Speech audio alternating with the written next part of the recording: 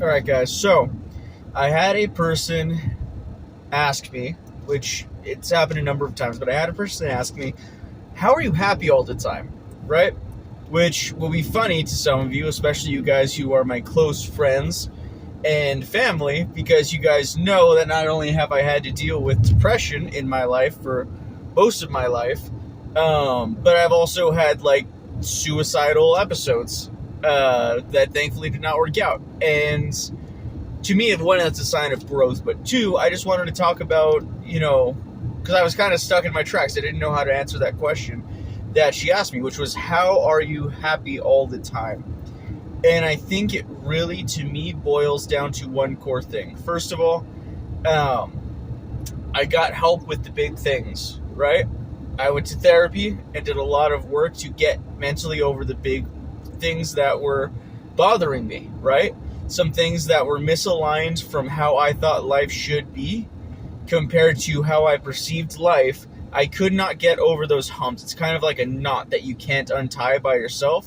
So I went over to the cupboard and I grabbed a fork and I jammed it in the middle of the knot and loosened it up with therapy and worked through it. There we go, worked through it and was able to get to a healthier mental place, right? So sometimes that's required. Now, after I did that, how do I get over like the day-to-day mopiness, right? Like if you guys have ever worked in a hospital, it can be fucking depressing. It's a lot of people who are in high stress situations that, people in general get into this kind of line of work because they care about people. So you see a lot of people suffer all the time to be able to help them.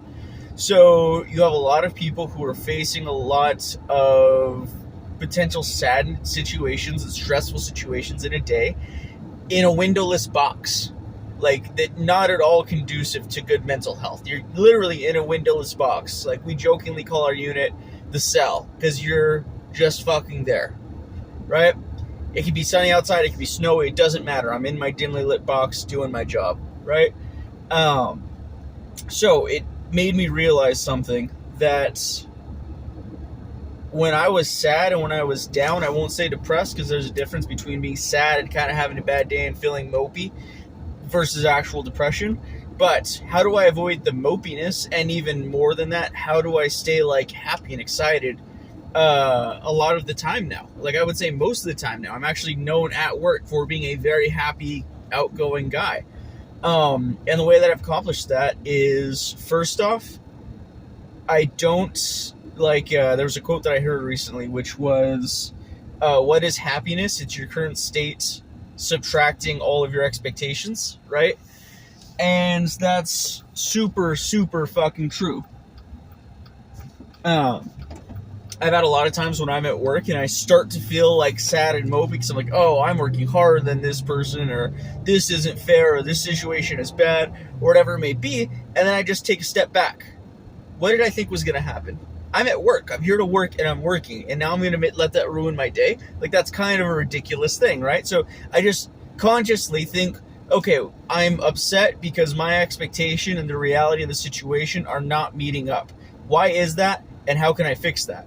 Right? Sometimes there's nothing you can do to fix it. You just have to do it. But that being said, I can also realize that my expectation of what that situation should have been is sometimes pretty ridiculous. Like sometimes I genuinely get upset when I show up to work and I have to work. Like that meme about the Starbucks people. That's me sometimes. Just being honest.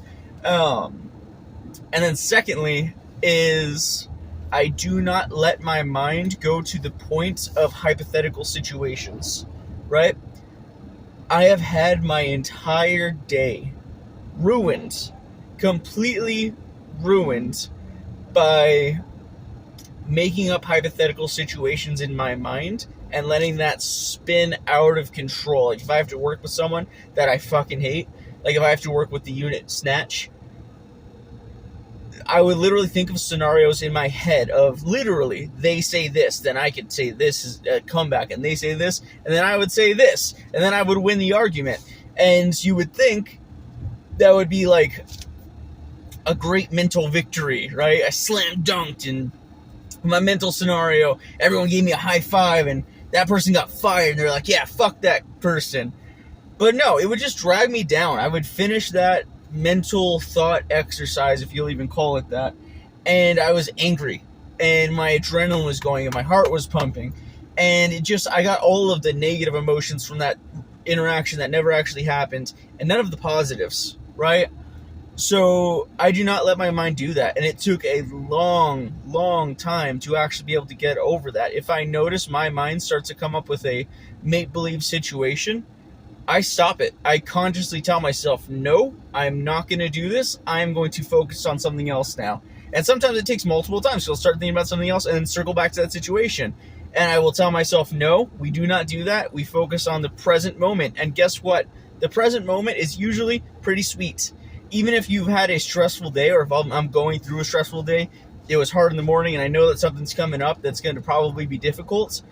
If I take myself back, like out of my overthinking mental state, back to the present, it's not that bad. Like I did that today, and I realized I'm in pajamas in an air-conditioned room talking to a really good friend of mine right now while charting on a computer.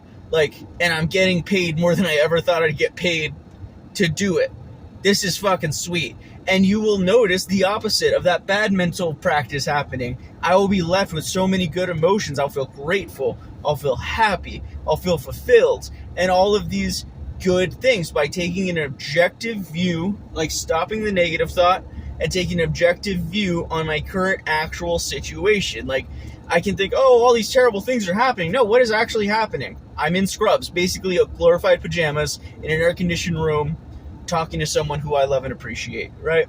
So that's it, guys. That is, I guess, the long answer to a short question of why people think that I am happy all the time. Because genuinely, most of the time now, I am happy. Like I'm genuinely ecstatic on life, and that is how I keep it that way. It's a conscious effort.